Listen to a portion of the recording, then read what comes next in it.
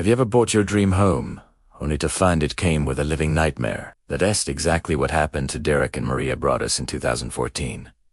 They found a beautiful 6-bedroom house in the idyllic suburb of Westfield, New Jersey. It was perfect for their family of 5. They paid over $1.3 million for it and started renovations, dreaming of the life they would build there. But just 3 days after closing, their dream began to crumble. Derek was painting at the new house when he decided to check the mail. Tucked among the bills and junk mail was a single, thick, white envelope addressed simply to the new owner.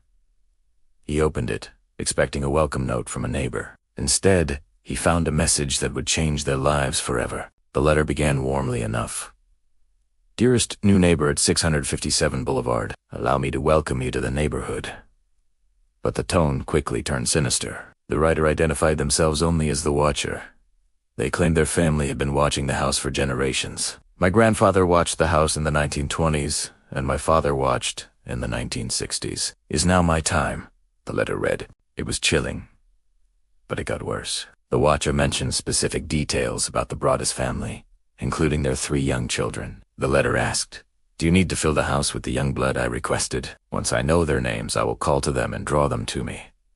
It even mentioned details about the renovations they were doing. How could anyone know this? Terrified, Derek and Maria immediately contacted the police. They also reached out to the previous owners, John and Andrea Woods.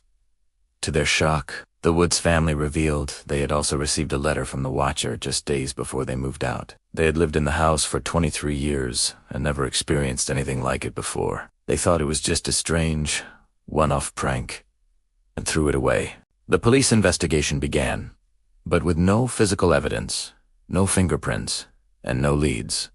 It was like chasing a ghost. A few weeks later, a second letter arrived. This one was even more personal and menacing. The watcher now knew the children's names, and even their nicknames. The letter said, "I am pleased to know your names now, and the name of the young blood you have brought to me." The writer described seeing the children playing in the backyard, and even mentioned a specific daughter painting on an easel.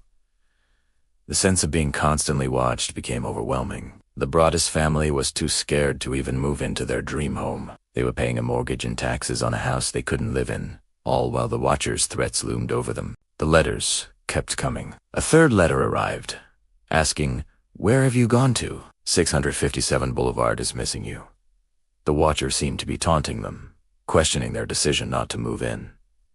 The family was living in a constant state of fear. They installed security cameras and hired a private investigator. They even brought in a former FBI agent to create a profile of the suspect. The investigation looked at everyone. Was it a jealous neighbor who was outbid on the house? Was it someone living in the walls, as one letter creepily suggested? Was it a disgruntled former employee of the previous owners? The police looked into several neighbors. One family, the Langfords, lived right next door. Some of their adult children lived with them, and their house had a direct line of sight to 657 Boulevard. One of the Langford sons was described by other neighbors as a bit of a Boo Radley character, but there was no concrete evidence linking him or his family to the letters. DNA testing was even done on the envelope of one of the letters, but the sample was too degraded to provide a match at the time. The case was growing colder by the day. The financial strain on the Broaddus family was immense.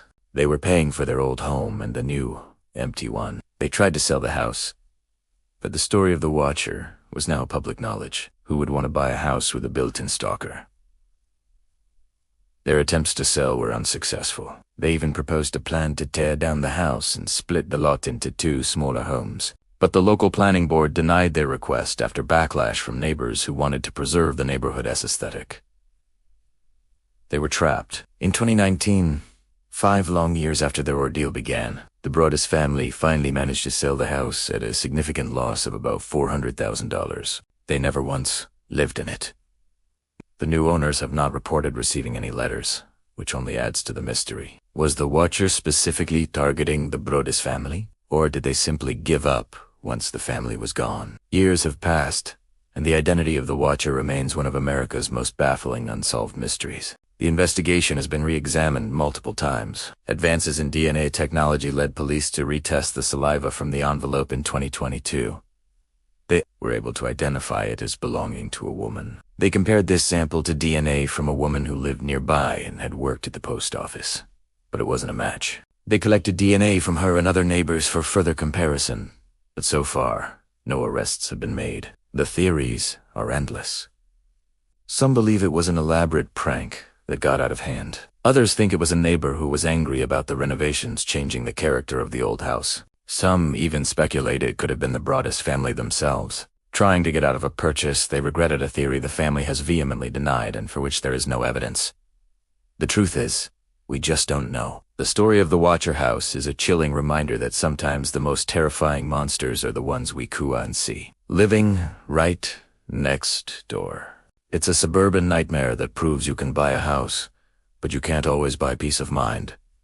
What do you think happened? Who was the Watcher? Let me know your theories down in the comments. This case is truly fascinating and terrifying at the same time. If you found the story as intriguing as I did, make sure to hit that like button and subscribe for more deep dives into mysteries like this one. Thanks for watching.